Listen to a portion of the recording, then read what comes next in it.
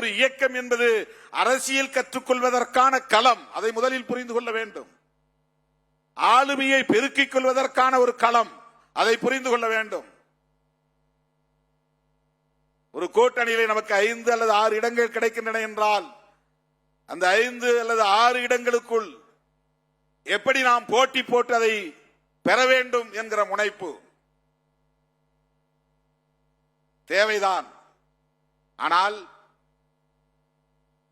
இந்த இயக்கம் ஏன் 234 தொகுதிகளிலும் போட்டியிட முடியவில்லை என்பதை எப்போது நாம் விவாதித்திருக்கிறோம். 234 பேருக்கு வாய்ப்பு தரக்கூடிய வலிமையை ஏன் திருமாவளவன் என்கிற தலைமைக்கு நாம் இன்னும் வழங்கவில்லை என்று எப்போது நாம் விவாதித்திருக்கிறோம். ஏதோ ஒரு கூட்டணியில் சேரட்டும், அதற்கான அரசியலை பற்றி எனக்கு கவலை இல்லை. அது சரியா தவறா என்பதை பற்றி எனக்கு கவலை இல்லை. எடுத்த நிலைப்பாடு சரியா தவறா என்பதை பற்றி கவலை இல்லை. ஏன் நமக்கு 6, 8 தான் கிடைக்கிறது, அதை ஏன் 10, 15, 20 உயர்த்த முடியவில்லை?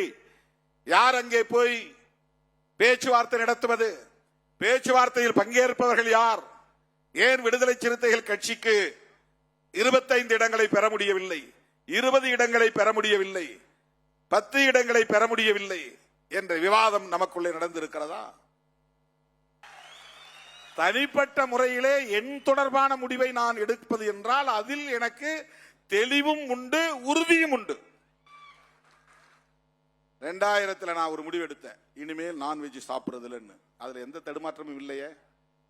மாறி மாறி நான் எந்த முடிவும் எடுக்கலையே. இடையில எப்பயாவது நான் போய் நான் வெஜிடேரியன் சாப்பிட்டேனா? கிடையாது. வெஜிடேரியன் முடிவு பண்ணேன்.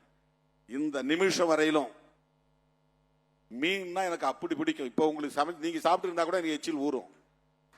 மீன் அப்படி நான் மீன் என்ன ஆற்றங்கரையில் பிறந்து வளர்ந்தவன் நான். தினந்தோறும் எங்க அம்மா சேலையை போட்டு மீன் பிடிச்சிட்டு வந்து கெண்ட குஞ்சியாவது பிடிச்சிட்டு வந்து குழம்பு வச்சு கொடுப்பாங்க.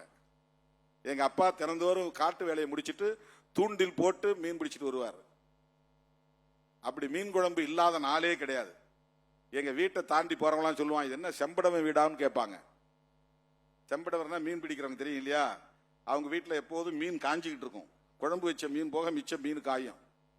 அந்த மாதிரி எங்க வீட்டில் எப்பவும் வெட்டி கூடையில மீன் காய வைப்பாங்க கருவாடுக்கு. வீட்டை தாண்டும் போது மீன் வாடை அடிக்கும். அப்படிப்பட்ட குடும்பத்தில் பிறந்த நான் 25 ஆண்டுகளாக மீனை தொடாமல் வாழ்கிறேன். சாப்பிட்டதில்லை. அது என்னுடைய தனிப்பட்ட முடிவு. அதுல எனக்கு எந்த தடுமாற்றமும் கிடையாது. என்னுடைய இல்லற வாழ்வு குறித்து நான் எடுத்த முடிவில் எனக்கு எந்த தடுமாற்றமும் இல்லை. அது நான் தனிப்பட்ட முறையில் எடுக்கிற முடிவு. ஆனால் அரசியல் முடிவு என்பது தனி நபராக நான் மட்டுமே எடுக்க முடியாது. அதை திணிக்கவும் முடியாது, திணிக்கவும் கூடாது. அந்த ஜனநாயக பண்பு திருமாவளவனுக்கு மேலோங்கி இருப்பதால் எல்லாரையும் கன்சல்ட் பண்ணி எல்லாத்தையும் பேசிட்டு எல்லாருடைய கருத்தையும் கேட்டுட்டு செய்யணும். இந்த தேர்தலில் நான் ஒரே ஒரு விஷயத்தை யார்ட்டையும் கன்சல்ட் பண்ணல. நான் தேர்தலில் போட்டியிட போகிறேன் என்கிற முடிவை. அதுலதான் சில ஜெர்க்கு உருவானது.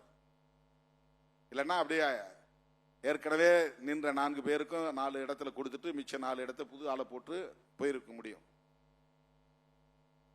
அப்புறம் அதுல ஏன் உறுதியா இல்லை அப்படின்னு கேட்கிறேன். அதுல ஏன் உறுதியா இல்லைன்னா அது என் தனிப்பட்ட முடிவு இல்லை. அது ஒரு கட்சியின் நலன், கூட்டணியின் நலன், வெற்றி, தமிழ்நாடு அரசியல் நலன் எல்லாம் அதில் அடங்கி இருக்கிறது. இப்ப மாற்று கருத்து வருகிற போது எனக்கு அந்த ஆசை இருந்தாலும் அந்த ஆசையை நான் மட்டுப்படுத்திக் கொள்கிறேன் என்பதுதான் இங்கே பார்க்கப்பட வேண்டிய செய்தி. என் விருப்பம் இருந்தது, அந்த விருப்பத்தை நான் பின்வாங்கிட்டேன். எனக்கு ஆசை, என் ஆசையை நான் கட்டுப்படுத்திக் கொண்டேன். 2006 திட்டக்குடி தொகுதியில் நான் போட்டியிட வேண்டும் என்பது என்னுடைய ஆசை. உடனிருந்தவர் விரும்புகிறார். அதனால் என் ஆசையை நான் கட்டுப்படுத்திக்கணும். நான் நிக்கல, பரவாயில்ல, நீ நில்லுங்க. திமுக கூட்டணியை விட்டு வெளியே வரக்கூடிய அளவுக்கான நெருக்கடி எங்கே வந்தது, எப்போது வந்தது, அதை ஏன் இன்னும் அதிகாரபூர்வமாக நீங்கள் அறிவிக்கவில்லை என்று கேட்கிறவன் எனக்கு வேண்டும். அந்த அரசியல் புரிதல் நமக்கு தேவை. அந்த அரசியல் புரிதல் நமக்கு தேவை. அந்த விவாதம் நடைபெற வேண்டும். அதிமுக கூவி கூவி அழைத்தது என்று சொல்கிறீர்களே, அப்படி என்றால் ஏன் அதிமுகவோடு நீங்கள் கூட்டணி வைக்கவில்லை என்ற கேள்வியை எழுப்புகிற தம்பிகள் நமக்கு வேண்டும். அதுதான் ஆளுமை, அதுதான் தலைமைத்துவம். உங்களுக்கு வாய்ப்பு கிடைச்சதில்ல, ஏன் போகல? எத்தனை பேர் கேட்டீர்கள்?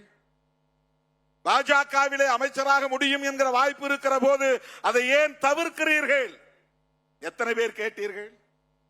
நான் சொல்லுகிற விளக்கம் மட்டுமே போதுமா? ஒருவேளை நான் போய் சேர்ந்தால் அதுவும் சரி என்பீர்களா? அமைச்சர் ஆனால் அதையும் கொண்டாடுவீர்களா? எப்படியாவது இங்கேயும் எங்களுக்கு ஒரு வாய்ப்பு தாருங்கள் என்று தான் கேட்பீர்களா?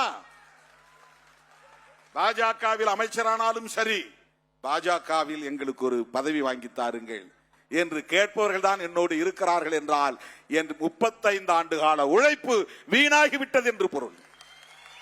பிளே ஸ்டோர் மற்றும் ஆப் ஸ்டோரில் இருந்து பாலிமர் செயலியை QR கோடு மூலம் பதிவிறக்கம் செய்யுங்கள்.